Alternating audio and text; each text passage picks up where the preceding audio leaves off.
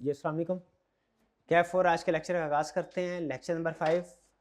आज के लेक्चर में हम चैप्टर 2 के कंसेप्ट को मज़ीद आगे लेके चलेंगे। कल के लेक्चर में हमने स्टडी किया था एसेंशियल्स ऑफ ऑफ़र। आज के लेक्चर में एक तो एसेंशियल्स ऑफ ऑफ़र की केस स्टडीज़ हम करेंगे और ये केस स्टडीज़ अच्छी हैं, कंसेप्चुअल केस स्टडीज़ हैं।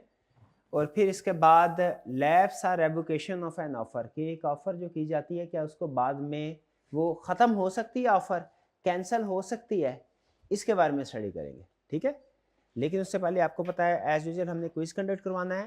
क्विज से पहले अब कोई क्वेश्चन अगर आप पूछना चाहते हैं तो वो पूछ लीजिए। ठीक है, क्विज सेटअप हो रहा है, उसमें कुछ 2-3 मिनट लग जाएंगे। मीनवाइल कोई क्वेश्चन पूछना चाहते हैं तो पूछ ले। अच्छा, ये क्वेश्चन आपने कुछ स्टूडेंट से पूछे हैं। एक intention to create legal relationship, इसका मतलब क्या है? देखिए, लीगल रिलेशनशिप होता है, एक होता है लोगों के दरमियान में social relationship, family relationship. Legal relationship का मतलब है ऐसा रिलेशनशिप जो किसी बाइंडिंग कॉन्ट्रैक्ट की बेस पे, किसी वैलिड कॉन्ट्रैक्ट की बेस पे क्रिएट हुआ हो। जब दो लोगों के दरमियान में वैलिड कॉन्ट्रैक्ट होता है ना, हम कहते हैं इन दोनों का लीगल रिलेशनशिप है। जब हम कहते हैं जो पार्टीज आपस में डीलिंग कर रही हो, अगर उनमें intention to create legal relationship है, यानी वो एक बाइंडिंग कॉन्ट्रैक्ट क्रिएट करना चाहते हैं, तो फिर वो कॉन्ट्रैक्ट बनेगा। अगर इरादा नहीं है ना उनका बाइंडिंग कॉन्ट्रैक्ट बनाने का, तो फिर वो कॉन्ट्रैक्ट बाइंडिंग वैलिड नहीं होगा। यानी वो कहते हैं, जिस तरह हम कहते हैं ना, अमाल का दारोमदार नियत पर है। तो यहाँ पे जब दो लोग डीलिंग कर रहे हैं तो वो वैलिड कॉन्ट्रैक्ट बनेगा कि नहीं, इसका दारोमदार उनकी नीयत पे है। अगर उनकी नीयत ये है कि एक लीगल रिलेशनशिप क्रिएट करना है, यानी बाइंडिंग कॉन्ट्रैक्ट क्रिएट करना है जिसमें दोनों पार्टी अपना अपना काम पूरा करेंगी, अगर कोई एक नहीं करता तो उसके खिलाफ कानूनी कार्रवाई की जाएगी। अगर ये इरादा हो तो फिर बाइंडिंग कॉन्ट्रैक्ट क्रिएट होगा। अगर ये इरादा नहीं है तो फिर चाहे चीजें सारी सेम हो, वो वैलिड कॉन्ट्रैक्ट नहीं होगा, यानी उसे लॉ इन्फोर्स नहीं करवा सकेगा। तो intention to create legal relationship का मतलब कि पार्टीज का इरादा भी यही हो, हमने एक वैलिड बाइंडिंग कॉन्ट्रैक्ट क्रिएट करना है जिसमें खिलाफ वर्जी की सूरत में दूसरी पार्टी के खिलाफ एक्शन लिया जा सके। ये intention to create legal relationship है। अमूमी तौर पे केस स्टडी में बता दिया करेगा केस स्टडी के अंदर कि intention to create legal relationship है या नहीं। अगर वह नहीं बताता तो हमने अजम्पशन क्या लेनी है कि अगर तो कमर्शियल कॉन्ट्रैक्ट्स है, यानी जैसे कोई बायर सेलर है, दुकानदार है, कस्टमर है, इनके आपस में जो एग्रीमेंट होंगे उनमें intention to create legal relationship होगा। और जो ऐसे एग्रीमेंट्स होंगे जो फैमिली मेंबर के दरमियान में है, उनमें intention to create legal relationship नहीं होगा। लेकिन ये प्रिजम्पशन कब लगेगी? जब क्वेश्चन साइलेंट होगा, क्वेश्चन में कुछ भी नहीं बताया हुआ, तो आप देखेंगे कॉन्ट्रैक्ट कमर्शियल है या कि सोशल है। कमर्शियल में इंटेंशन होती है, सोशल में इंटेंशन नहीं होती। दूसरा क्वेश्चन था कम्युनिकेशन और कम्युनिकेटेड और ड्यूली कम्युनिकेटेड में क्या फर्क है? कोई फर्क नहीं, सेम है। जैसे कॉन्ट्रैक्ट और बाइंडिंग कॉन्ट्रैक्ट, इन दोनों टर्म्स में कोई फर्क नहीं है। सिर्फ बाइंडिंग कॉन्ट्रैक्ट में लफ्ज बाइंडिंग उसको थोड़ा एम्फसाइज करने के लिए ऐड कर दिया गया। उसी तरह कम्युनिकेटेड और ड्यूली कम्युनिकेटेड में कोई फर्क नहीं है। ड्यूली का वर्ड सिर्फ उसको एम्फसाइज करने के लिए ऐड किया गया है। ड्यूली कम्युनिकेटेड का मतलब भी एक, दोनों का कंसेप्ट क्या है पीछे, कि ऑफर दूसरे पर्सन तक कम्युनिकेट हुई होगी ना, फिर ही वो एक्सेप्ट कर सकता है, वरना नहीं कर सकता। अगर जिस पर्सन तक ऑफर पहुंची नहीं है, ठीक है, वो उसको एक्सेप्ट भी नहीं कर सकता। जैसे फर्ज कीजिए मैंने क्लास में अगर कहा जिनकी टॉप 5 पोजीशन आएंगी, हर एक को टेस्ट में उनको 100 रुपया इनाम दूंगा।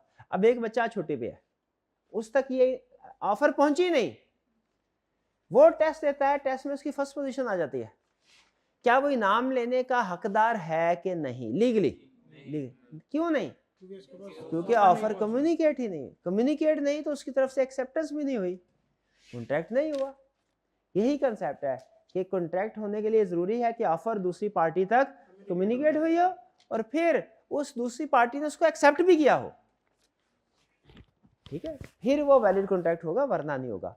तो कम्युनिकेटेड और ड्यूली कम्युनिकेटेड का मतलब एक ही है, ठीक है। और ये दोनों का मतलब फिर क्या है? ऑफरी तक ऑफर पहुंची हुई हो, उसके नॉलेज में हो, उसके इल्म में हो, ठीक है। क्या ऑफर इनडायरेक्टली कम्युनिकेट हो सकती है? अगर जनरल ऑफर है वो इनडायरेक्टली कम्युनिकेट हो सकती है कि क्लास में अगर कोई बंदा मौजूद है वो उस स्टूडेंट तक पैगाम पहुंचा दे जो मौजूद नहीं है, तो फिर अब उस तक ऑफर पहुंचेगी। वो है सर इनविटेशन टू ऑफर में एक एग्जांपल है store displays with price tags. जी जी तो जब ये इसमें है तो अगर कोई भी आर्टिकल के ऊपर प्राइस टैग लगा हुआ होता है तो वो तो फिर हमारे लिए ये है कि हम जाके उसको परचेज कर लें, उसमें हमारे पास इनविटेशन तो नहीं हुई ना, वो तो जस्ट एक ऑफर होगी। नहीं नहीं, यही तो लीगल पॉइंट है। अगर स्टोर के ऊपर डिफरेंट आर्टिकल्स लगे होते हैं, कोई शर्ट लगी है, पैंट है, कोई दूसरी चीज़ें हैं, उनके ऊपर प्राइस टैग लगे हुए हैं, वो इनविटेशन टू ऑफर है। अगर आप उसको सेलेक्ट करके काउंटर पे ले जाते हैं ना, तो याद रखिए ये आपकी तरफ से ऑफर समझी जाएगी। काउंटर क्लर्क के पास राइट है, वो आपको वो चीज़ बेचने से इनकार कर सकता है। ठीक है, तो ये स्टेटस समझिए। ये बल्कि जितने भी ये जो एडवर्टीजमेंट्स वगैरह होती हैं, ये भी इनविटेशन टू ऑफर है। शाम को मैंने एडवर्टीजमेंट देखी टीवी में, मुझे एक प्रोडक्ट अच्छी लगी, सुबह मॉर्निंग में मैंने उसको कॉल किया, उन्होंने कहा जी खत्म हो गई है। क्या ये मैं कह सकता हूँ कि कॉन्ट्रैक्ट हुआ है? शाम को आपने ऑफर की थी, मैंने सुबह आपको ओके कर दिया है, कॉन्ट्रैक्ट हो गया? नहीं, मेरा एक्शन जो है ये offer, advertisement invitation to offer, मेरा एक्शन जो है ये क्या है? ऑफर। सर चाहे प्राइस टैग हो ना हो, चाहे प्राइस टैग हो या ना हो, इससे फर्क नहीं पड़ता। ठीक है, क्लियर? और तो कोई क्वेश्चन नहीं? चलिए जरा अब हम चलते हैं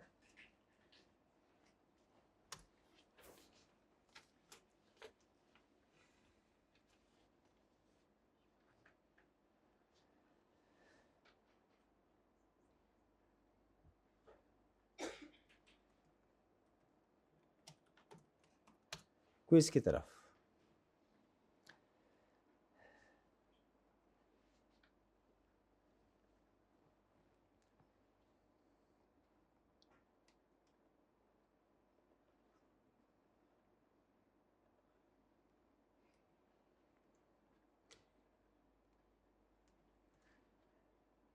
जी लिंक ग्रुप में शेयर कर दिया गया है, क्लिक कीजिए और तैयार हो जाए।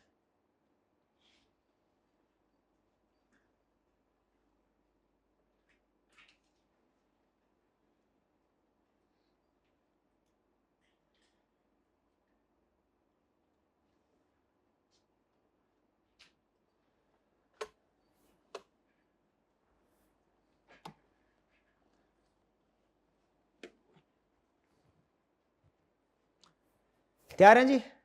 चलिए, नाम में आपने CRN लिखना है। जब वो आपसे नाम पूछेगा क्विज से पहले पार्टिसिपेशन के लिए, CRN लिखना है आपने जी।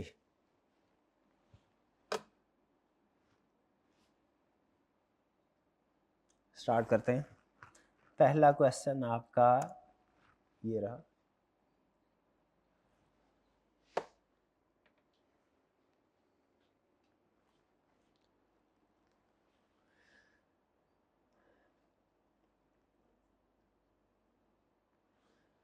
Who is the offeree?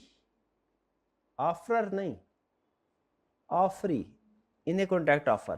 Person accepting the contract, person making the offer, या person to whom the offer is made?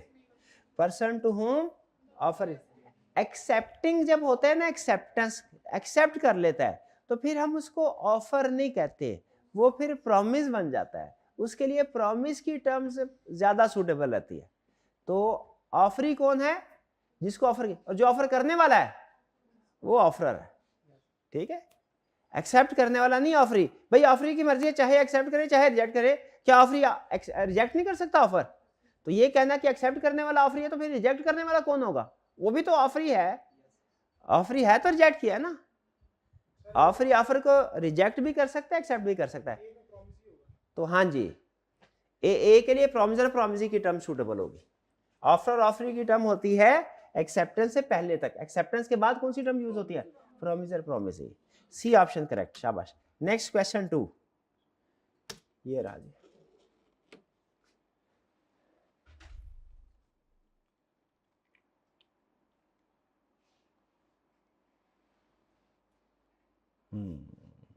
यही सवाल पूछा आपने अभी। Intention to create legal relationship क्या है? Serious intent to form legally binding है, ये इंटेंशन होगी तो कॉन्ट्रैक्ट बनेगा वरना नहीं बनेगा।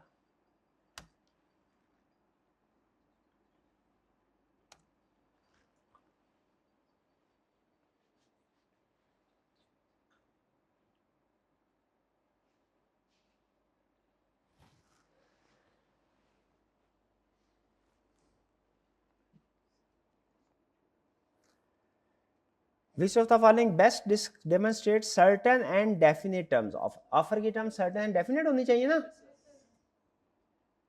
C, I offer to sell my bike for $200 payment within 3 days. Let us discuss the sale of my bike soon.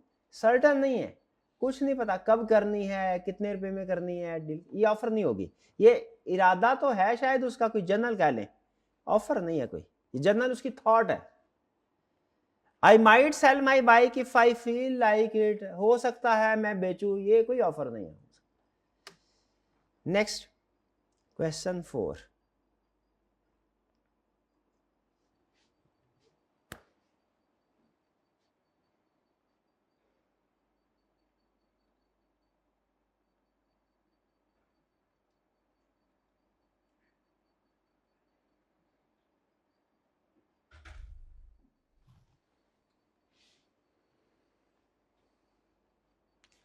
offer becomes valid only when it is communicated to the offeree.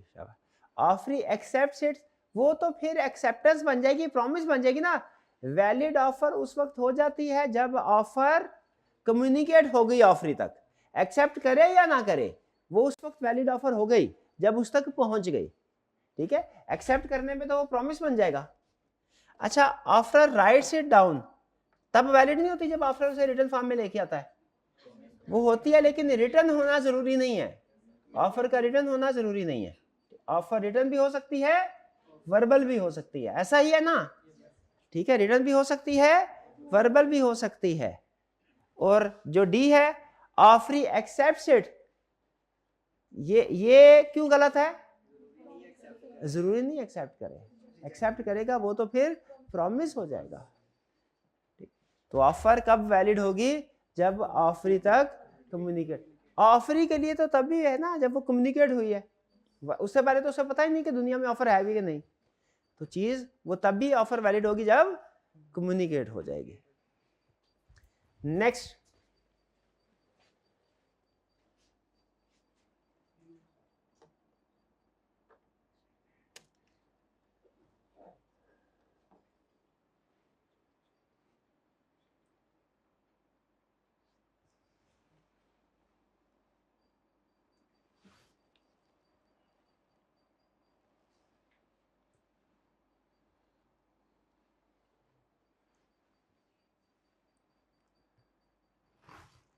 when is an offer considered duly communicated? कब?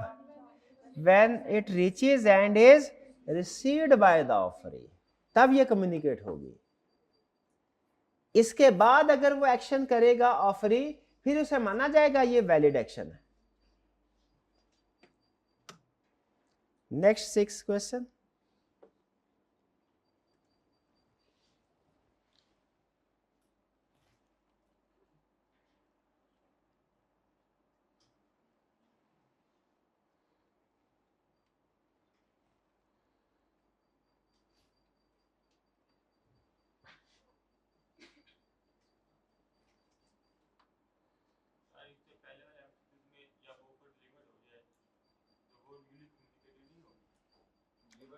क्या deliver हो जाए? Offer deliver हो जाए, बिल्कुल।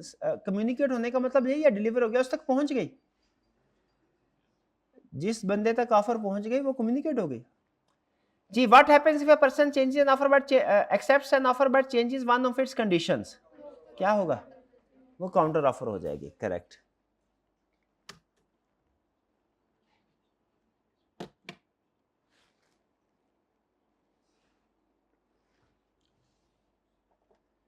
Condition, offer condition हो सकती है ना, कल पढ़ा था।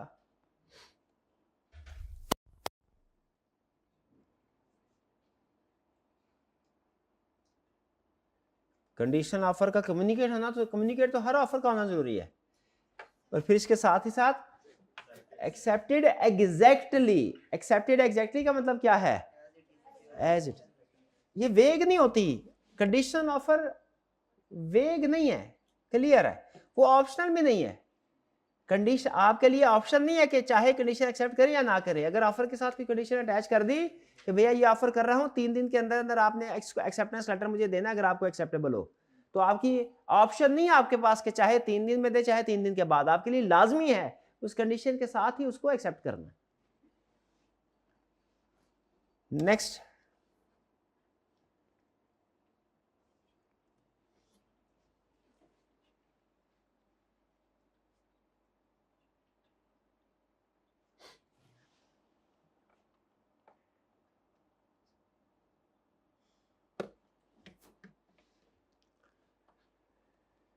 which of the following is not a valid offer but an invitation to offer? Customer offering to buy shirt at checkout, ये ऑफर है कस्टमर की तरफ से। Display of goods in A shop window, ये क्या है? ये इनविटेशन टू ऑफर है। शाबाश। Question 9,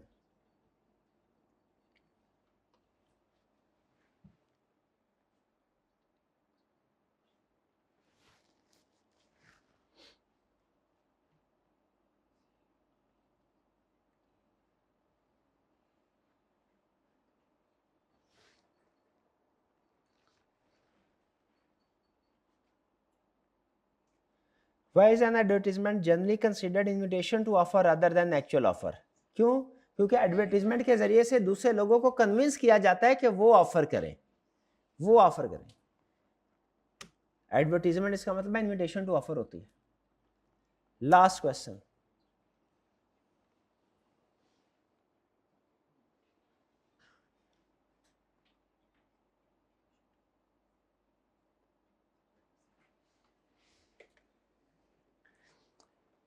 menu in the restaurant lists price for dishes, what is it legally considered?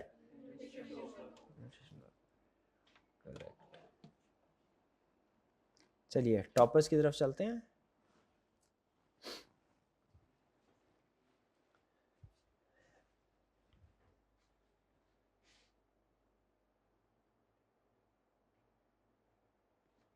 Ji first position, शाबाश। सेकंड पोजीशन ऑनलाइन वाले, सेकंड पोजीशन हाइब्रिड क्लास की है। थर्ड पोजीशन, थर्ड पोजीशन किन की है? ये भी ऑनलाइन वाले बच्चे की लिखते हैं। Fourth position, fourth, fifth position, sixth position, seventh position, seventh position, eighth position, ninth position, tenth position. शाबाश। चलिए ये हमारा क्विज था। अब क्विज के बाद जो नेक्स्ट हमारा प्लान है वो है क्वेश्चंस डिस्कस करने हैं, केस स्टडीज डिस्कस करनी है हमने। और ये आज की केस स्टडी बहुत ही अहम है, अटेंटिव हो कि आपने डिस्कशन में पार्टिसिपेट करना है। कंसेप्ट्स बन रहे हैं ना हमारे?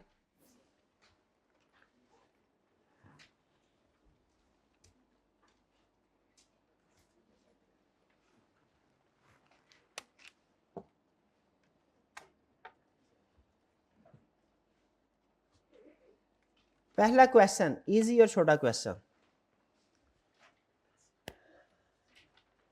Amjad offers to sell his Suzuki Mehran 2008 model to Habib for rupees 450,000.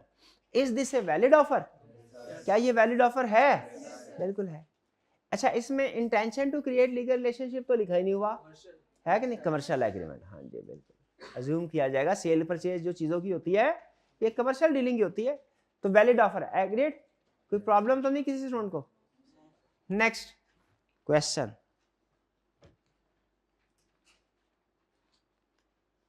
Salman purchased a horse from Irfan and promised to buy another if the first one proves lucky. Salman refused to buy the second horse.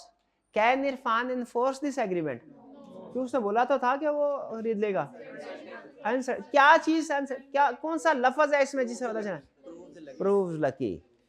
किसी का lucky होना या ना होना ये uncertain वेग चीज है। इस कंडीशनल नहीं हो सकेगा। नहीं, कंडीशन के साथ भी कंडीशन वैलिड होनी चाहिए ना। ठीक है। कंडीशन अगर मैं आपसे कहूँगा अब मैं आपको 10,000 रुपये दूंगा अगर आप उड़ के दिखाएंगे, कंडीशन लग गई, लेकिन ये कंडीशन इम्पॉसिबल है, तो कंडीशन भी वैलिड होनी चाहिए। तो लकी होना चूंकि अनसर्टन है, वेग है, इसलिए ये एग्रीमेंट इन्फोर्स नहीं करवाया जा सकता, ये एग्रीमेंट भी वेग। क्लियर? आगे चलते हैं नेक्स्ट। हाँ, ये छोटी छोटी एग्जांपल्स हैं, हर एग्जांपल में आपका कोई ना कोई कंसेप्ट ये नहीं था। चलो कोई बात नहीं, डिस्कस कर लेते हैं। ये असल में कल क्लास के एंड पे डिस्कस करने के लिए मैंने प्लान किया हुआ था, लेकिन वो डिस्कस नहीं हो सका, शायद मुझे भूल गया। तो डिस्कस करते हैं। Is a valid contract created on the basis of following offers. बताना है क्या ये वैलिड कॉन्ट्रैक्ट है, ये लर्निंग ऑब्जेक्टिव के एंड पे है ना, मतलब सिलेबस का ही है ना, लिखा तो हुआ ना। Mohsin says to Noor that he is willing to sell his motorcycle to him for ₹20,000. Valid है? कोई प्रॉब्लमेटिक चीज तो नहीं है। जब ऑफर या कॉन्ट्रैक्ट में कोई प्रॉब्लमेटिक चीज ना हो तो हम क्या कहते हैं, ये वैलिड है। B, a shoe shiner starts shining one shoes without being asked to do so. कहा ही नहीं था, लेकिन वो उसने हाँ उसके शूज जो है वो पॉलिश करना शुरू कर दिए। क्या ये वैलिड कॉन्ट्रैक्ट क्रिएट हुआ? yes, sir. अच्छा, इसमें एक चीज ध्यान में रखिएगा, जब किसी पर्सन, बाज़ औक़ात ऐसे होता है कि हम बैठे होते हैं, कोई पर्सन आके वो कहता है कि जी आपके जूते पॉलिश कर देता हूँ। जूते पॉलिश वाली एग्जांपल तो वैसे बहुत ही लेस कॉमन हो गई है, लेकिन कई दफ़ा ऐसे होता है आप किसी बस स्टेशन वगैरह पे, रेलवे स्टेशन पे जाएं तो कुली होते हैं बाज़ औक़ात, वो आप खड़े होते हैं सामान के साथ, वो करीब आके फौरी तौर पे आपका सामान उठा के कहते हैं सर बताइए किधर लेके जाना है। या इससे भी कॉमन एग्जांपल, आप गाड़ी पे जा रहे हो, सिग्नल पे आप रुके हैं, तो शीशे साफ करने के लिए कोई ना कोई पर्सन आ जाता है आपके पास बगैर आपके कहे। तो कंसेप्ट क्या है, रूल क्या है कि जब कोई पर्सन आपके कहे बगैर आपको कोई गुड या सर्विस प्रोवाइड करता है तो क्या वैलिड कॉन्ट्रैक्ट हुआ कि नहीं हुआ? क्या मैं सारे शीशे साफ करवाने के बाद गाड़ी के जब वो पैसे मांगे तो ये कह सकता हूं अब मैंने थोड़ी तुम्हें कहा था, शीशे तुमने तो अपनी मर्जी से कहा की है? क्या मैं कह ये असल में इश्यू है जिसका जवाब ये रूल दे रहा है। तो वो ये कहता है कि अगर आपको कोई पर्सन आपके कहे बगैर कोई चीज प्रोवाइड करता है और आपको पता है कि ये फ्री नहीं है, आपको पता है कि ये फ्री नहीं है, अगर तो आप उसको रिफ्यूज कर देते हो कि ना भाई नहीं करवाना, ये काम नहीं चाहिए, तो फिर इसका मतलब आपने रिफ्यूज कर दिया। अब उसके बावजूद अगर वो आपको कोई चीज प्रोवाइड करेगा तो इसका मतलब ये हुआ कि वो फ्री गिफ्ट दे रहा है, बिल्कुल, फिर आप समझ सकते हैं। लेकिन अगर आपने चुप करके सारी सर्विस हासिल कर ली, उससे गुड या सर्विस सारी एंजॉय कर ली आपने, और फिर उसके बाद वो आपसे पैसे मांगे, क्या आप ये कह सकते हैं मैंने तो नहीं कहा था?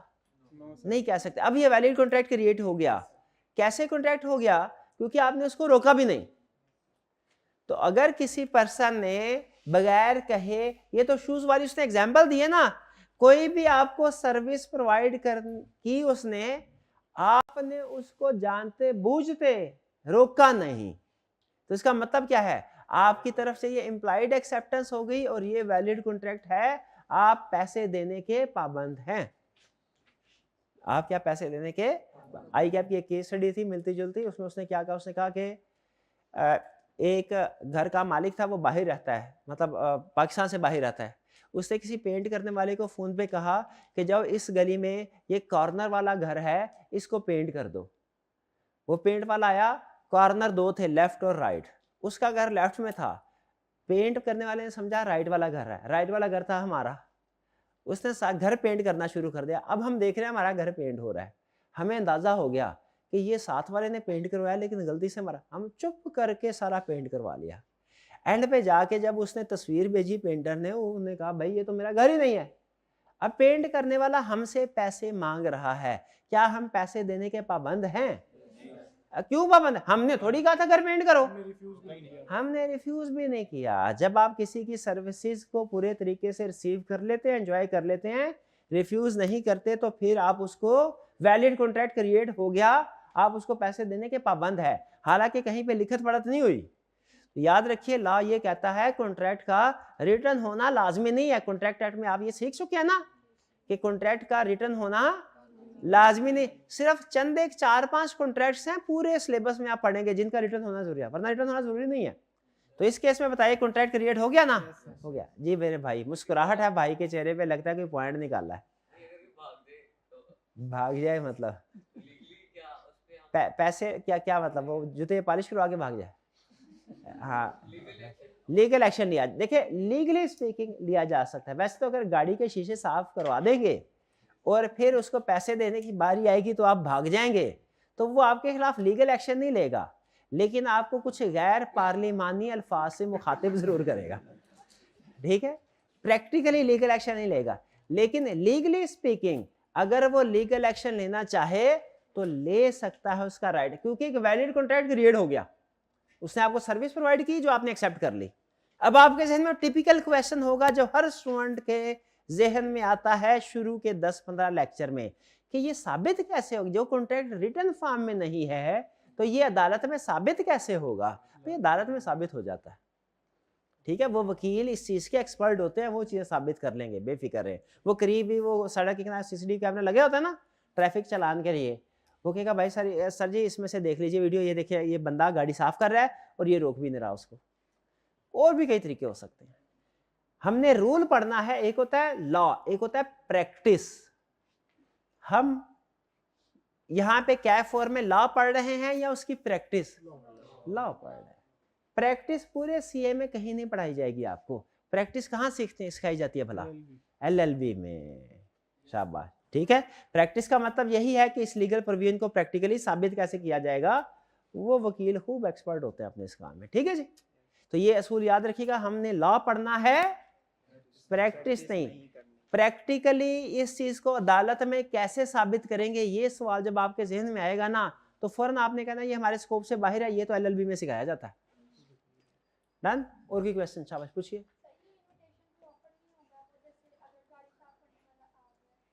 नहीं, इनविटेशन टू ऑफर उस वक्त होता अगर वो चीज प्रोवाइड ही ना कर रहा होता, वो उससे चीज प्रोवाइड कर दिया उसको, ठीक है।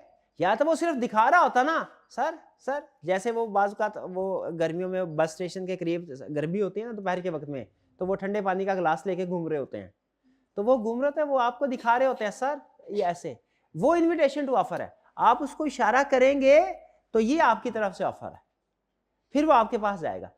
अगर वही पर्सन आपको पानी दे देते, आप पी लेते हैं, आप उसको उठा लेते हैं गिलास को, तो अब ये इनविटेशन टू ऑफर नहीं है। इनविटेशन टू ऑफर में आपको गुड या सर्विस एक्चुअली प्रोवाइड नहीं की जाती, आपके सामने डिस्प्ले की जाती है, ठीक है।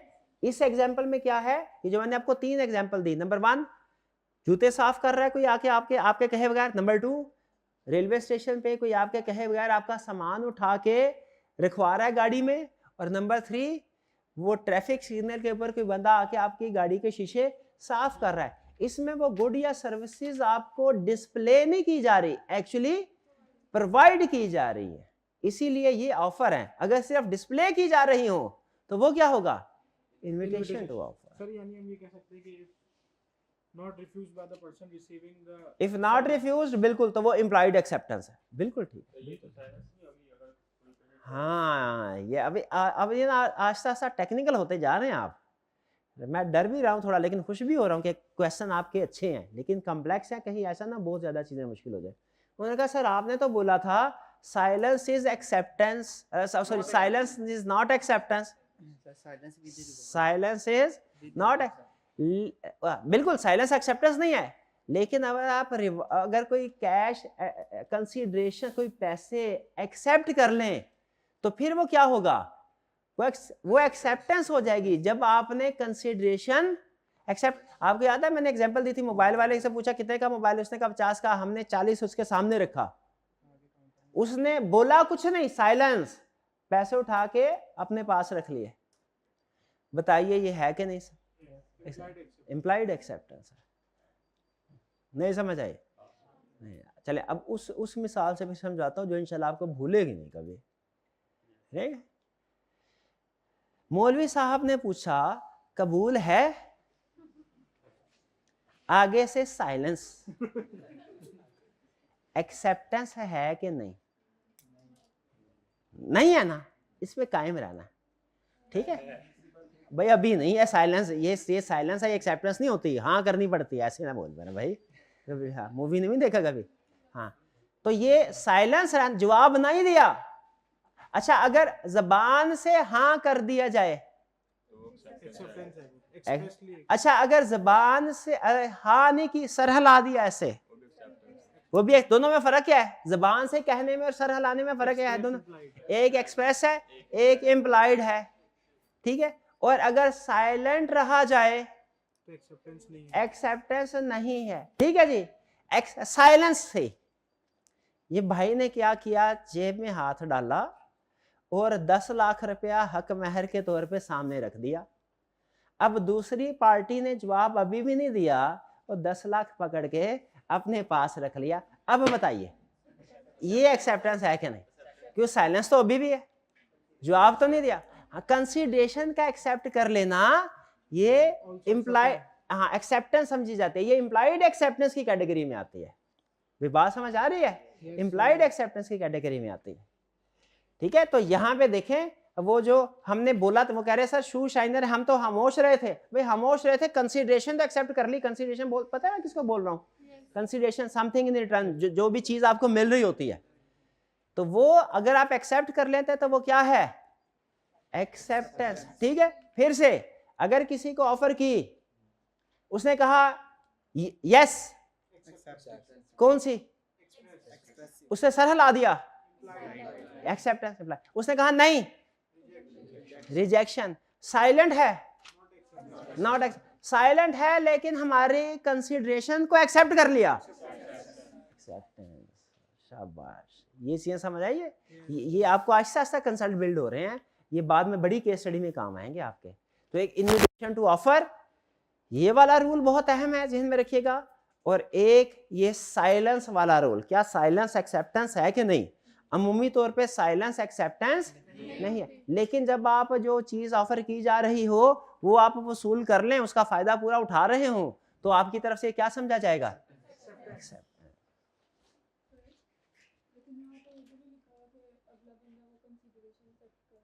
कंसीडरेशन नहीं, वो जूते साफ हो रहे हैं तो वो कंसीडरेशन एक्सेप्ट कर ही रहा है, उसके जूते साफ हो रहे हैं तो कंसीडरेशन, हाँ रिजेक्ट कर सकता था। यहाँ पे क्वेश्चन इनका ये सर, इस क्वेश्चन के अंदर ना, a shoe shiner start shining one shoes without being asked to do so, इसमें ये तो लिखा ही नहीं हुआ कि जिसके जूते साफ हो रहे हैं उसने रिफ्यूज किया है या नहीं किया। तो बिल्कुल सही बात है, नहीं लिखा हुआ। ऐसे क्वेश्चन में फिर हमें क्या करना चाहिए? एज्यूम करना चाहिए। शाबाश, आप लिखें इफ नहीं लिखे नहीं, आपने एग्जाम में लिखना है कि इफ अगर वो रिफ्यूज कर देता है तो फिर वैलिड कॉन्ट्रैक्ट नहीं होगा। यानी सर दोनों पहलुओं को, हाँ दोनों पहलुओं को, ये यही कहना चाह रहा था। दोनों पहलुओं को आगे क्या है, जेरे को क्या करें, जेरे बहस लाएं, दोनों पहलुओं को लिखें। जब क्वेश्चन के अंदर कोई इंफॉर्मेशन नहीं है तो आपने क्या करना है, एज्यूम करके दोनों पहलुओं को लिख, यानी दोनों साइड पे, कि अगर जिसके जूते पॉलिश हो रहे हैं उसने रिफ्यूज कर दिया तो कोई कॉन्ट्रैक्ट नहीं है, और अगर उसने रिफ्यूज नहीं किया तो कॉन्ट्रैक्ट है। शाबाश, हाँ ये वाली बात लिख लें अब, कि अगर क्वेश्चन में कोई इंफॉर्मेशन नहीं है तो हमने एज्यूम करके दोनों चीजें लिखनी है, इफ यस या इफ नो, जो भी इंफॉर्मेशन होगी उसके लिहाज से। ये केस स्टडी का अहम असूल है। ये मेरी बहन आप भी लिख लीजिए कि अगर कोई बात नहीं, एक लिख लें ये असूल के कहीं पे। भाई टीए है हमारे कोई, ये क्लास के बाद ना टीए रूम से नोट्स ले लीजिएगा। हाँ बिल्कुल, एज्यूम करके इफ यस तो ये हो गया, इफ नो तो ये सोल्यूशन होगा। आगे चलते हैं। C, Arsalan offers to sell his furniture to Amjad for ₹250,000 on the condition that advance payment is made within 3 days of the offer. बताइए कोई सोशल तो नहीं है, रिलीजियस टाइप तो नहीं, कोई इम्पॉसिबल चीज तो नहीं है, कोई इलीगल चीज तो नहीं है, जैसे बताइए कोई सोशल रिलीजियस चीज तो नहीं है, कोई इम्पॉसिबल तो नहीं है, कोई इलीगल तो नहीं है, तो इसका मतलब वैलिड कॉन्ट्रैक्ट है, ये ऑफर वैलिड है, बिल्कुल वैलिड है। अच्छा, ये जो उसने बताया आगे कि on the condition that advance payment is made with in 3 days of the offer, ये क्या है? क्या ऑफर के साथ कंडीशन अटैच हो सकती है? क्या ऑफर कंडीशनल हो सकती है? बिल्कुल हो सकती है। तो ये वैलिड ऑफर है, इसकी बेस पे अगर वो दूसरी पार्टी इस कंडीशन को पूरा कर ले तो कॉन्ट्रैक्ट क्रिएट हो जाए। अब दूसरी पार्टी को क्या करना पड़ेगा? एज इट इज एक्सेप्ट करना पड़ेगा। एज इट इज एक्सेप्ट करने का मतलब क्या है? कंडीशन पूरी करनी पड़ेगी। जो इस सिचुएशन में क्या है, 3 दिन के अंदर अंदर एडवांस पेमेंट करनी पड़ेगी। अगर वो 3 दिन के अंदर अंदर एडवांस पेमेंट कर दे तो फिर क्या है? ठीक है। आई कैप ये केस स्टडी में उसको यही ऑफर हुई ना, तो दूसरे पार्टी ने सिर्फ इतना सवाल पूछा था, सर 3 दिन के बजाय आप मुझे 5 दिन नहीं दे देते? पहली पार्टी साइलेंट रही, दूसरी वाली पार्टी को जवाब नहीं मिला, उसने कहा अच्छा चलो मैं 3 दिन में आपको पेमेंट कर दूंगा। पहली पार्टी ने कहा अब नहीं। बताइए क्या ये कॉन्ट्रैक्ट हो गया? क्यों? कंडीशन पूरी करने को तैयार तो हो गया था, बस पहले काउंटर ऑफर की तो ट्राई कर दी थी ना, तो काउंटर ऑफर की वजह से रीजन ऑफर कैंसिल। आपको conditional offer as it is accept करनी पड़ेगी। यानी यूं कह लीजिए ऑफर तो कंडीशनल हो सकती है, एक्सेप्टेंस कंडीशनल नहीं हो सकती, एक्सेप्टेंस एज इट इज देनी होती है। एक्सेप्टेंस के साथ कंडीशन अटैच कर देंगे ना तो लीगली स्पीकिंग वो एक्सेप्टेंस नहीं है, वो क्या है? काउंटर ऑफर है। समझ आ रही है बात? ऑफर क्या है? ऑफर चाहे स्ट्रेट अवे सिंपल रखें, चाहे ऑफर के साथ कंडीशन, ऑफर के साथ 1000 कंडीशन अटैच करना चाहे कर सकते हैं। भैया आपकी चीज है, आप जिस मर्जी टर्म एंड कंडीशन में बेचे, खरीदार को वो एज इट इज एक्सेप्ट करनी पड़ेगी। अगर वो अपनी तरफ से कोई चेंज करता है तो वो काउंटर ऑफर कहलाएगा। अब वो फिर आपकी मर्जी है, चाहे उसको एक्सेप्ट करें या ना करें। समझ? ओके।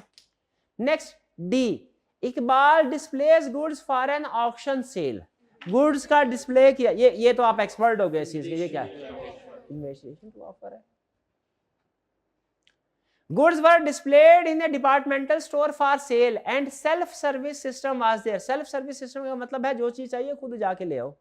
ये डिपार्टमेंटल स्टोर्स में, बड़े डिपार्टमेंट स्टोर में ऐसे ही होता है ना, अब सारे जो तरतीब से लगाई होती हैं चीजें, साथ में उनके 4-5 लोग होते जरूर आपको गाइड करने के लिए कि कौन सी चीज किधर पड़ी है, लेकिन चीजें आपने खुद ही पिक करके लेके जानी होती है काउंटर तक। तो कहता है सेल्फ सर्विस सिस्टम दे रहे, one customer selected an item. ये क्या है?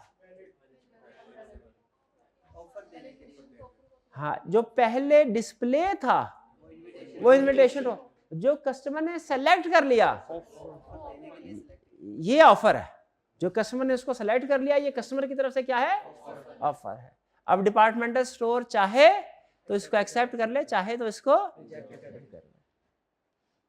ये एक दफा का सच्चा वाकया है। एक पुरानी थोड़ी सी बात है, एक शर्ट मुझे बड़ी पसंद आई, कोई तकरीबन 1.5-2 घंटा स्टोर में सर्च करके ना एक शर्ट पसंद आई, तो मैं ले गया काउंटर पे। काउंटर पे लेके गया, उसने स्कैन करने लगा प्राइस के लिए, स्कैन नहीं हो रही थी। बाद में पता चला हेड ऑफिस, ये आर्टिकल नया आया है, हेड ऑफिस ने अभी इसकी प्राइस एंटर नहीं की सिस्टम में। प्राइस हालांकि उसके ऊपर लिखी हुई थी लेकिन सिस्टम के अंदर एंट्री नहीं हुई थी, उसकी इनवाइस जनरेट नहीं हो सकी थी। उसने कहा सॉरी सर, ये नहीं इस वक्त सेल हो सकती, या तो आप कोई दूसरी पसंद कर लें या आप कल आ जाइएगा। अब जाहिर है रोज रोज तो घर से नहीं निकला जाता। गुस्सा तो मुझे बहुत आया, दिल किया मेरा मैं इनके खिलाफ केस करूं। क्या मैं उनके खिलाफ केस कर सकता था? क्यों नहीं कर सकता था? ऑफर थी मेरी। मुझे फिर याद आ गया ये कंसर्न, मैंने कहा नहीं ये मेरी तरफ से ऑफर थी, कॉन्ट्रैक्ट तो हुआ ही नहीं है, केस किस चीज का करना है। ठीक है, तो बाजू का ऐसा होता है कुछ रीजन की वजह से काउंटर पे जाके आपको रिफ्यूज कर दिया जाता है। तो आइंदा कभी ऐसा हो तो आपने काउंटर क्लर्क के साथ लड़ाई, क्योंकि लीगली आप गलत होंगे। ठीक है, ये ऑफर है, जबकि वहां पे सेल्फ सर्विस सिस्टम है, तो मतलब उसने कस्टमर ने सेलेक्ट किया आइटम तो खुद ही आके ले जाएगा। नहीं ऐसा नहीं है सर्विस लेके खुद ही ले जाएगा, वो काउंटर पे लेके जाना होता है। सेल्फ सर्विस का मतलब होता है खुद जाके चीजें उठाओ। वो हम घर के करीब हमारे अमूमन जो स्टोर होते हैं उनमें सेल्फ सर्विस नहीं, उनमें कभी दाल लेनी हो ना, कहना भाई ये पैकेट दे दीजिए दाल का, तो वो बंदा खुद जाता है दुकानदार दुकान के अंदर, वहाँ कहीं से पैकेट रखे थे वो लेके आता है। वहाँ पे सेल्फ सर्विस नहीं है। सेल्फ सर्विस का मतलब है कि चीज़ को कैसे कैरी किया जाएगा, ठीक है। ये यहाँ पे इररिलेवेंट है, लीगली इसका कोई इंडिकेशन। हाँ, ये तो आईकैप की केस स्टडी आ गई, ये तो बड़े ध्यान से करनी पड़ेगी, अलर्ट हो जाए, आप भी अलर्ट हो जाए, तैयार हो भाईजान। आईकैप की पास्ट पेपर की केस स्टडी आ गई, तैयार हो जाओ। पहली केस स्टडी आपकी जिंदगी की बिजनेस रहा की, कि पहले भी कोई केस स्टडी की है हमने? पास्ट पेपर की केस स्टडी नहीं की ना, छोटी मोटी के। तो तैयार हो जाना भाई, अलर्ट हो जा, अलर्ट हो जा, शाबाश शाबाश, अलर्ट हो जा। सीट बेल्ट बांध लीजिए। सीट कह रहा है सबसे पहले सुनिए, मैंने आपको बताया था शुरू के 10-12 दिन मैंने आपके केस स्टडी को एनालाइज करना सिखाना है, उसको प्रेजेंट करना नहीं सिखाना। पता है क्या होगा, जब आप घर में केस स्टडी कर रहे होंगे ना, आपको पता चल रहा होगा इस केस स्टडी में करना क्या है, ये बंदा सही बात कर रहा है, ये बंदा गलत बात कर रहा है, इसमें वैलिड कॉन्ट्रैक्ट हुआ, ये समझ आ रहा होगा। लेकिन आप उसको लिखने की कोशिश करेंगे ना, आपके हाथ लर्जना शुरू हो जाएंगे, वो लिखा नहीं जाएगा आपसे, आप कंफ्यूज हो जाएंगे कभी स्टार्ट कहाँ से करूं। क्यों भला? क्योंकि अभी आपके सॉफ्टवेयर में वो प्रोग्राम ऐड किया ही नहीं हमने, राइटिंग वाला। अभी कौन सा प्रोग्राम हम ऐड कर रहे हैं? एनालिसिस वाला, ठीक है। तो उसमें आपका कसूर नहीं, अगर केस स्टडी सॉल्व नहीं हो रही होगी ना सब्जेक्ट का कसूर है ना आपका कसूर है। किसका कसूर है? आपके उस्ताद का, कि उसने अभी आपको उस लेवल पे तैयारी ही नहीं, और वो क्यों नहीं करवाई भाई? स्टेप बाय स्टेप तैयारी करवानी है, पहले एनालिसिस सीखना है, फिर प्रेजेंटेशन सीखनी है, ठीक है। आगे चलते हैं।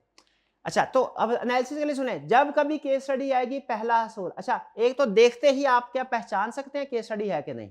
कैसे पता चलेगा केस स्टडी? स्टोरी है, छोटी सी स्टोरी है, और नॉर्मली 1-2 लाइन से ज्यादा का क्वेश्चन, थोड़ा सा लेंथी क्वेश्चन होता है। स्टोरी है और थोड़ा सा लेंथी, इसमें कुछ कैरेक्टर्स आते हैं। तो जब कभी केस स्टडी आए, सबसे पहला काम रिक्वायरमेंट पढ़नी है।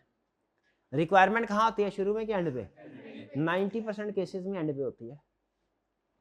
Under the provisions of contract act 1872, ये हर क्वेश्चन के एंड पे इस तरह की स्टेटमेंट आएगी, ये इररिलेवेंट है। भाई हमने जो भी जवाब देना है ना, वो हमने कॉन्ट्रैक्ट एक्ट के मुताबिक ही देना है, अपनी मर्जी से थोड़ी देना है। ये थोड़ी कह रहा है अपनी मर्जी के मुताबिक करना ही नहीं, कॉन्ट्रैक्ट एक्ट के मुताबिक ही आंसर देंगे, ये लिखने की जरूरत, सोल्यूशन में भी ये लिखने की जरूरत नहीं है। As per contract act 1872, time wastage है, कोई नंबर नहीं इसका मिलता लिखने का, ठीक है। सिर्फ टू दी पॉइंट आंसर करें, अंडरस्टूड है, जो कुछ भी लिखेंगे आप कॉन्ट्रैक्ट के मुताबिक लिखेंगे, उसके मुताबिक लिखेंगे नंबर मिलेंगे। Identify the type of offer which was made by Badar. Type of offer बताओ, 3 टाइप्स ऑफ ऑफर हमने पढ़ी हुई हैं, स्पेसिफिक ऑफर है, जनरल ऑफर है, काउंटर ऑफर है। बताओ कौन सी ऑफर है? Also state whether Aftab would be able to claim the amount of reward under the सरकार। ये भी बताइए कि क्या इन हालात में रिवार्ड उसको मिल पाएगा कि नहीं मिल पाएगा। इसका मतलब है ये एक नहीं 2 रिक्वायरमेंट्स हैं, एक नहीं 2 रिक्वायरमेंट्स है। पहली रिक्वायरमेंट है यहां से लेके यहां तक, दूसरी रिक्वायरमेंट है यहां से लेके यहां तक। आईकैप का सॉल्यूशन अमूमी तौर पे वो दोनों को एक ही पैराग्राफ में प्रेजेंट कर देता है, दोनों को एक ही पैराग्राफ में प्रेजेंट कर देता है, ठीक है। हमने क्या करना है, अलग अलग, आप दोस्त के घर गए इफ्तारी के वक्त, ठीक है, आपने पूछा दोस्त क्या बनाया, उसने कहा इफ्तारी में भैया नान चने हैं। आपने कहा चलो कोई नहीं, बहुत अच्छी बात है, बहुत अच्छी डिश है, ले आओ।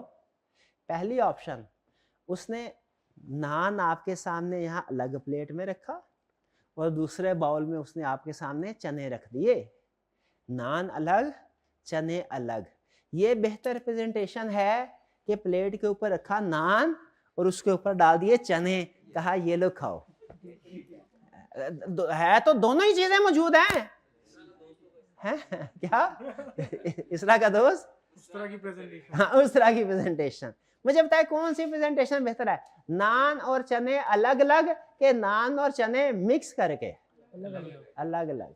घरों में हमें अलग अलग ही मिलते हैं, स्कूल की कैंटीन में याद है मुझे आज तक, जब भी लिए हमने उसने नान के ऊपर चने डाल के दिए, हमेशा स्कूल में ऐसे ही होता है ना। बहरहाल चले, तो इसका मतलब है अगर एक ही क्वेश्चन के अंदर उसने 2 चीजें पूछी हैं, भैया दोनों को एक ही पैराग्राफ में फिट कर दे कि दोनों जवाब दे तो दिया है, कि उनको अलग अलग हेडिंग दे के प्रेजेंट करना चाहिए, अलग अलग हेडिंग दे दे। पहली हेडिंग दे दे टाइप ऑफ ऑफर, और दूसरी हेडिंग क्या दे, whether Aftab would be able to claim. Headings दे, क्लियरली डिफरेंशिएट करे, इसको हम क्या कहते हैं, दोनों को क्लियरली डिफरेंशिएट करे। एक ही क्वेश्चन के अंदर अगर एक से ज्यादा रिक्वायरमेंट्स हों तो क्या करना है, क्लियरली डिफरेंशिएट करना है। आई कैप के सोल्यूशन में अमूमी तौर पे नहीं किया जाता, हालांकि किया जाना कभी कर भी देता है, कभी कर भी देता है, लेकिन ज्यादा बेहतर क्या है, हाँ ना करे। नान और चने आपने हमेशा अलग अलग प्रेजेंट करने, अलग अलग खाने नहीं है। क्या कंसेप्ट पढ़ाता कुछ और, समझ कुछ और आती है। प्रेजेंट अलग अलग करने हैं, खाने इकट्ठे ही है। चलिए पढ़ते हैं जी। बदर, who is the owner of Mashur Associates, sent one of his employees, Aftab, in search of his pet horse which had been missing for 5 days. उसका घोड़ा 5 दिन से गुम है, 5 दिन से गुम है। पहले ढूंढता रहा, खुद इधर पता क्या होगा। फिर उसने आफ्ताब को कहा, आफ्ताब यहां से निकलो, घोड़ा मिले तो वापिस आना, वरना अपनी शक्ल ना दिखाना। कुछ इस तरह की बात की होगी। आफ्ताब को क्या किया उसने, घोड़ा ढूंढने के लिए भेज दिया। आफ्ताब ने सोचा अगर मैं घोड़ा होता तो किधर जाता। आफ्ताब उस तरफ चल निकला। अब उसके बाद जंगलों में, शाबाश शाबाश, अजीम इंसानों की सोच एक जैसी होती है। जंगलों की तरफ नहीं, पीछे से अब बदर क्या, बदर अब सोच रहा, बदर परेशान है, परेशानी तो कम नहीं हुई। बदर ने क्या किया, बदर advertised a reward of ₹20,000 in A newspaper for anyone who finds the missing horse. बदर जब आफ्ताब चला गया उसके बाद अखबार में इश्तिहार दिया कि आफ्ताब के होते होते दिया इश्तिहार बार बार। फिर Aftab unaware of the newspaper advertisement, जैसे जिनकी जान तोते में होती है ना, याद है ना कहानियां, पुरानी कहानियां नहीं पढ़ी आपने, नहीं आपने कहा था नहीं पढ़ी, पढ़ना शुरू करते हैं, बड़ी अच्छी बात है, बुरी नहीं होती कहानियां। ये छोटी छोटी कहानियां जो होती है ना, इनमें क्रिएटिविटी होती है, इनमें क्या होता है, क्रिएटिव। चले बाहर नहीं, टाइम तो ना पढ़े, मैं फोर्स नहीं करता। तो उनमें क्या होता है, वो जब शहजादा नहीं, वो जो लकड़हारे का बेटा होता था, वो जब जिन का मुकाबला करने के लिए जाता था तो रास्ते में एक बाबा जी मिलते थे जो उसको एक बड़ी ही काम की बात बताते थे। अगर तो वो काम की बात उस लकड़हारे के बेटे को याद रह गई तो जिनको वो कर लेगा तबाह बर्बाद, ऐसा ही मार देगा। और अगर वो लकड़हारे का बेटा उस वक्त जब वो बाबा उसे काम की बात बता रहा था, उस वक्त वो सो रहा था, उस वक्त वो मोबाइल चेक कर रहा था, उस वक्त उसे रोजा लग रहा था, उसने बात सुनी और भूल गया, तो अब जब 6 महीने के बाद जिन के साथ उसका मुकाबला होगा तो बताइए कौन जीतेगा, फिर जिन जीतेगा।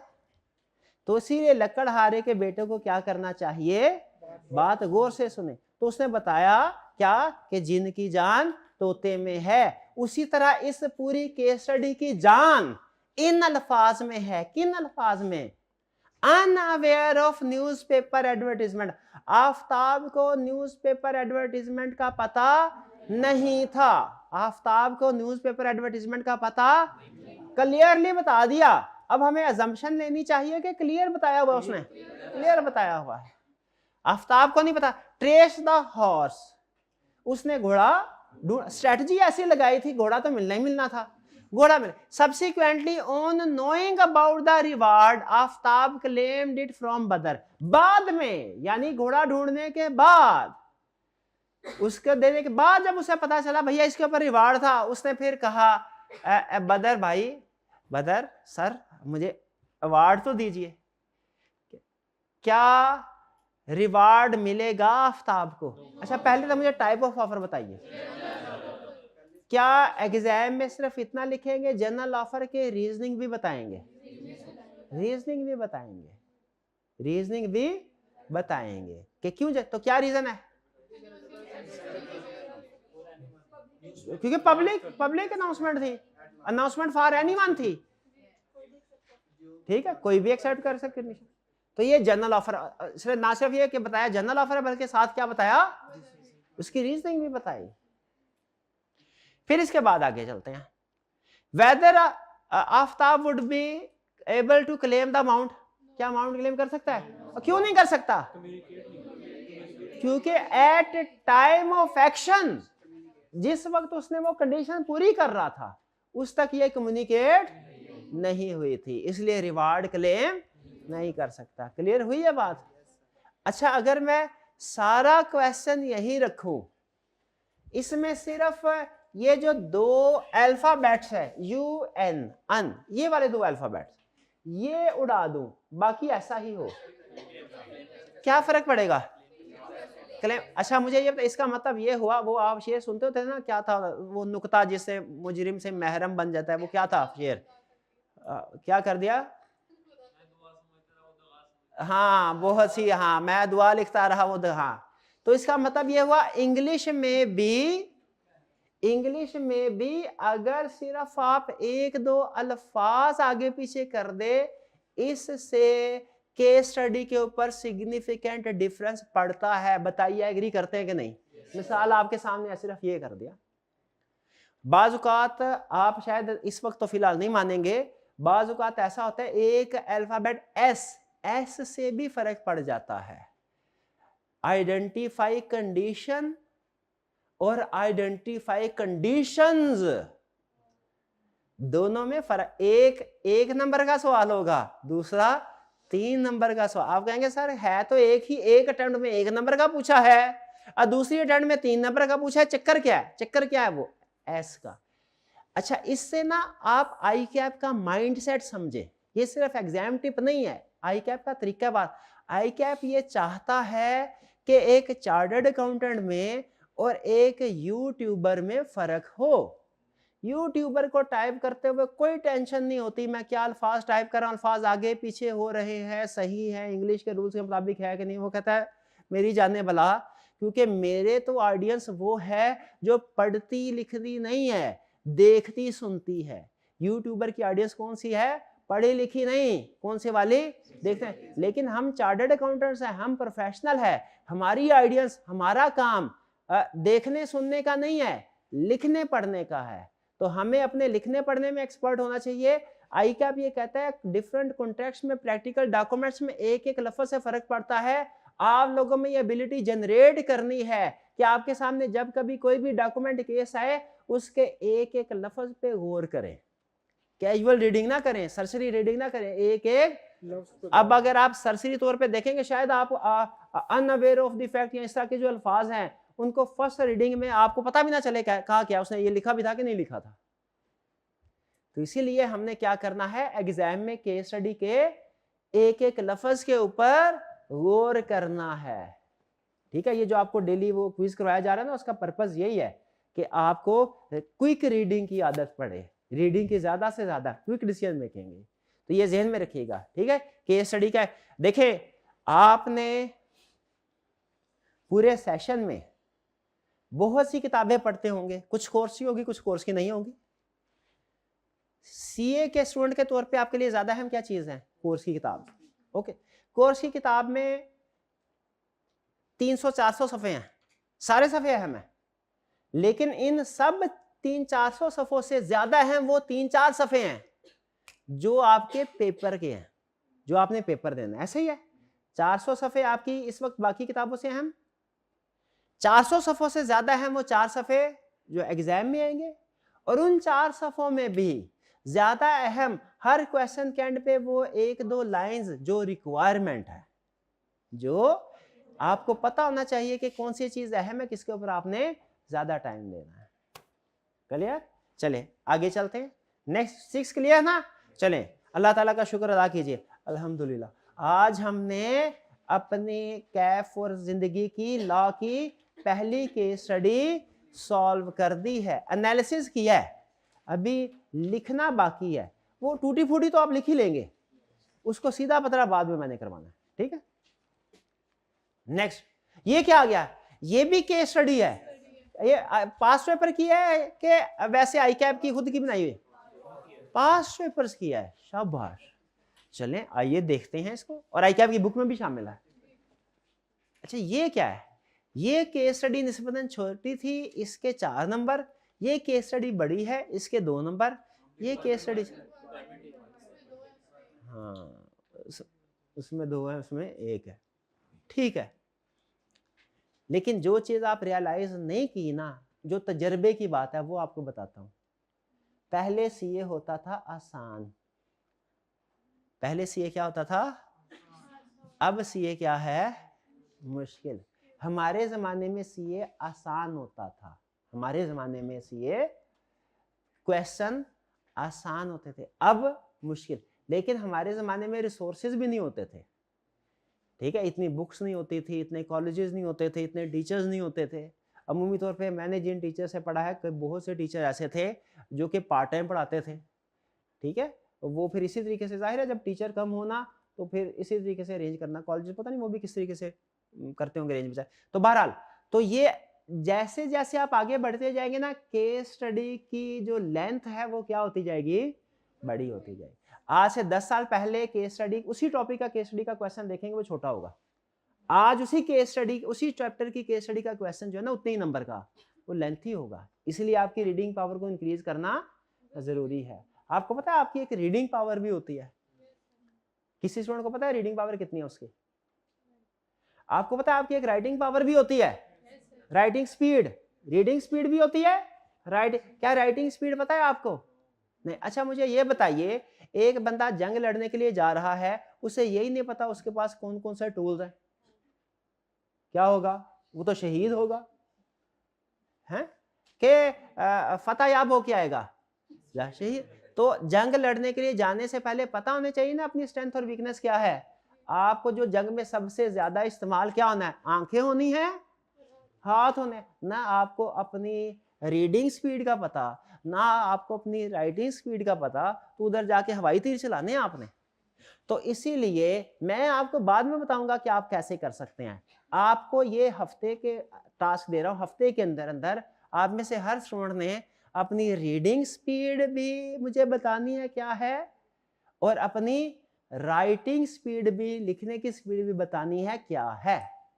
अब ये कैसे पता चलेगा? आज की जनरेशन, आप तो मसाइल का हल तलाश कर लेते हैं, गूगल बाबा जिंदाबाद, गूगल पे सर्च करें जाके, वो आपको कुछ ना कुछ आपने मुझे बताना है, ठीक है, इवैल्यूएट करना है, ठीक है। सिर्फ ये नहीं है पढ़ लिया तो ये, आपको पता है अगर यही पेपर जो 3 घंटे में करके 40% रिजल्ट आता है, वही पेपर अगर 6 घंटे में करना हो ना तो रिजल्ट 80% आ जाएगा, पता है आपको।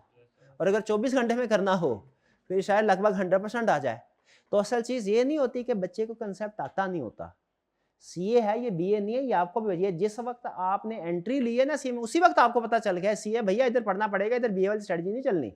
तो यहाँ पे लगभग हर बच्चा पढ़ता है, लेकिन हर बच्चा पास नहीं हो पाता। फेल होने वाले का और पास होने वाले का कंपैरिजन करवा दिए, दोनों के कंसेप्ट लगभग सेम होंगे, लगभग, सिवाय उन बच्चों के जिन्होंने किसी वजह से सेशन छोड़ दिया हो। जिस बच्चे ने सिलेबस कंप्लीट किया होता है ना, और उनमें से कुछ फेल होते हैं कुछ पास होते हैं, दोनों का नॉलेज सेम होता है। फर्क कहाँ पे पड़ता है? ये इस तरह की चीज़ों की वजह से। हाँ जी, जो मैं चाहता हूँ आप कहें सर ये तो मेरे साथ बैठता था, इसने भी उतना ही पढ़ा है, मैंने भी उतना ही पढ़ा है, उसकी राइटिंग स्पीड आपने कभी देखी क्या है? उसकी रीडिंग स्पीड कभी देखी क्या है? इन चीज़ों से भी फर्क पड़ता है। तो हमने इन चीज़ों के ऊपर भी काम करना है, सिर्फ टेक्निकल चीज़ों के सब्जेक्ट के ऊपर तो करना ही करना है, ठीक है जी। तो आपके पास 1 हफ्ते का टाइम है, आप में से हर स्टूडेंट ने अपनी रीडिंग स्पीड और राइटिंग स्पीड कैलकुलेट करके मुझे बतानी है। आइए जरा क्वेश्चन 7 क्या कह रहा है? Ahmad being interested, Ahmad being interested, Ahmad, हाँ जी, पहले रिक्वायरमेंट आपने मुझे टोकना था कि सर केस स्टडी है, पहले रिक्वायरमेंट पढ़े वर्ड। अच्छा इसकी भी रीजन, मैं अभी टाइम कम है वरना मैं आपको रीजन बताता कि क्यों कहता हूं मैं रिक्वायरमेंट, वो फिर कभी किसी और case study. What will be Adil's liability towards Ahmed if he wishes to make the sale to Hamid? अगर आदिल हामिद को सेल करना चाहता है तो अहमद की तरफ उसकी कोई लायबिलिटी निकलेगी? अच्छा मेरे साथ में एक बड़ा अच्छा एक जेन्युइन प्रॉब्लम है। बाजू का तो ऐसा होता है ना कि हम इस तरीके से बात, भाई मेरे में एक बहुत मसला है, क्या मसला है? मैं हमेशा सच बोलता हूँ, बंदा एक लगाए उसको, हैं ये कोई मसला होता है भाई? लेकिन कुछ लोग आदत होती है ना इस तरीके से अपनी अच्छाई को इस तरीके से बयान करना, मेरे में बड़ी बुरी बात है क्या, मैं दूसरे लोगों की हेल्प मैं बड़ी जल्दी एतबार कर लेता हूँ, ये वैसे बुरी बात है, जल्दी थोड़ा 12। तो मेरे में एक थोड़ी सी खामी, जो सच में खामी है, क्या मुझे ये नाम याद नहीं रहते। ये थोड़ी देर में पूछेंगे ना, अभी आप मेरे से पूछे क्या, मुझे अहमद नाम याद है वैसे इसमें, और मुझे नाम याद नहीं, कि वो ऐसे आपके साथ ऐसे होता है।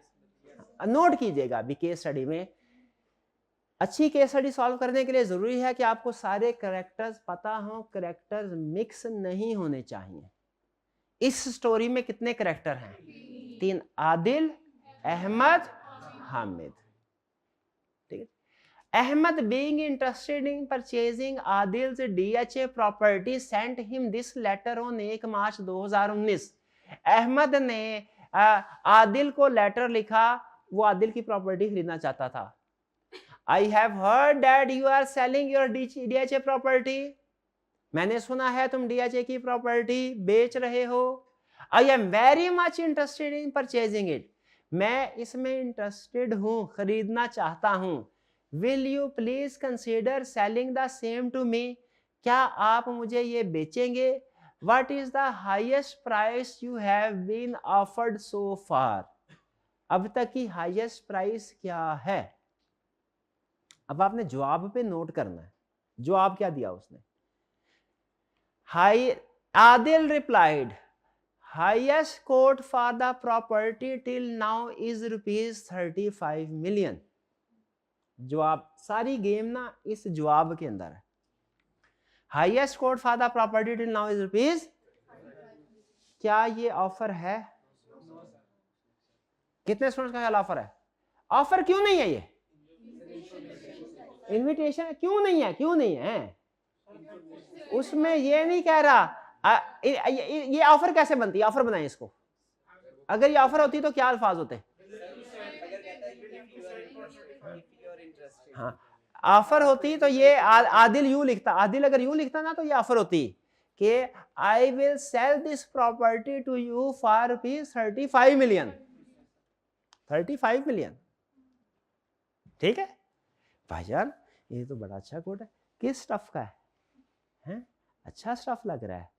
ये आपका है? ये ले 10,000 दे दीजिए मुझे। इन्होंने मुझे, मैंने इनसे पूछा है क्या ये आपका है? इन्होंने कहा जी मेरा है। ये इन्होंने मुझे इंफॉर्मेशन दी है। इसका ये मतलब थोड़ी है कि ये अपनी चीज मुझे बेचने के लिए तैयार हो गए हैं। भाई ये घड़ी कितने की खरीदी? कितने की खरीदी? कोई प्राइस बता दे फिर से। एक घड़ी कितने की खरीदी? 300 की। ये ले 400 मुझे दे दो। क्या इसका 300 बताना इस बात की निशानी है कि इसको बेचना चाह रहा है? वो तो उसने इंफॉर्मेशन दी है। मोबाइल कितने का खरीदा? ठीक है, ये जो इंफॉर्मेशन, ये क्या होती है? इंफॉर्मेशन। तो उसने इंफॉर्मेशन दिया, ऑफर नहीं दी।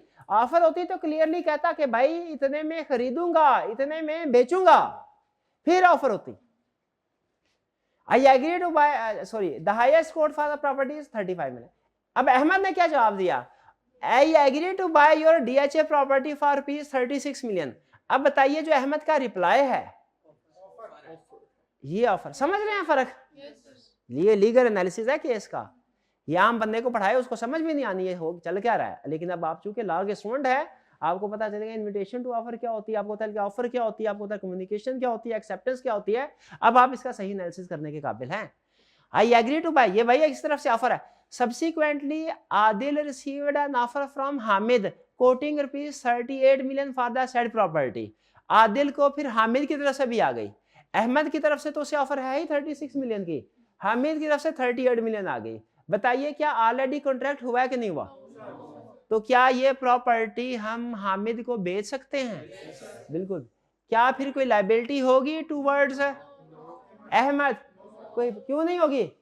कॉन्ट्रैक्ट नहीं होगा। शाबाश, ठीक है जी।